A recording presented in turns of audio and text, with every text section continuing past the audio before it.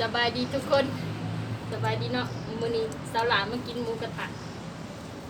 กินหมูกระทะเนาะทุกคนเนาะมาเด้อทุกคนเด้อตอนนี้กำลังข้างหมูเลยเนาะ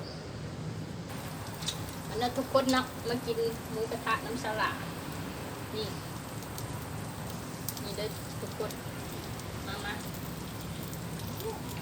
ครับมากินหมูกระทะ2 คนเนาะเฮ็ดกินเองเลยมีกุ้งพร้อมพี่น้อง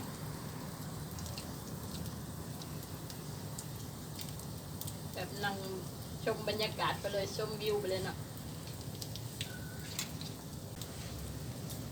นี่พี่น้องเด้อ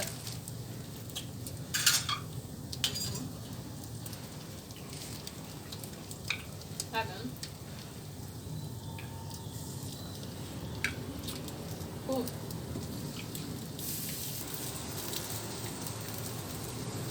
แซ่บ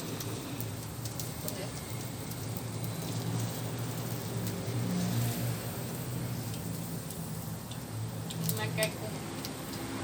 มือมันดังขึ้นมาบรรยากาศเย็นๆบรรยากาศเย็นๆเลยนะทุกคน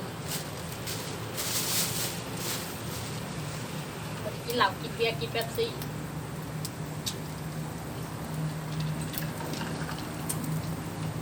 มาแกะกุ้ง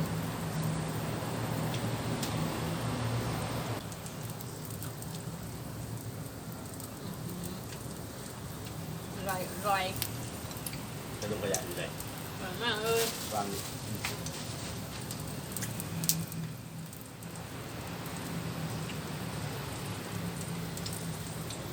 กิน2 คนพี่น้องมาเด้อทุกคนที่เก่าติดตามเด้อมากินน้ำกันเด้อ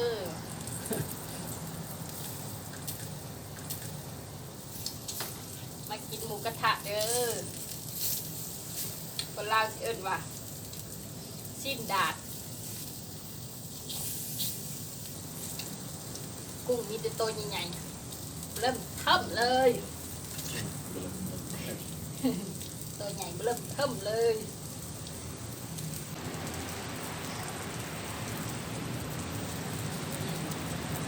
หมูพี่น้อง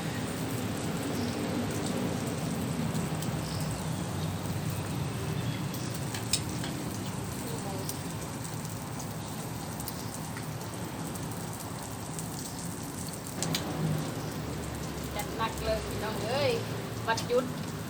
บริเหตุงานเนาะนี่สลาบริเหตุงานเนี่ยก็เลยเห็ดหมูกระทะกิน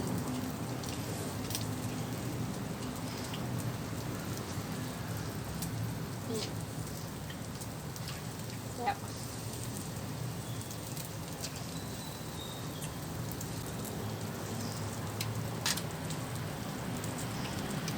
สลาก็จะได้จบคลิปแล้วเนาะทุกคนเนาะเพราะว่า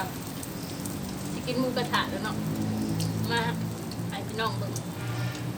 ก็จะได้จบคลิปแบบนี้แหละเนาะอย่าลืมกดไลค์กดแชร์กดติดตามสาวหลานในเด้อขอขอบใจนะทุก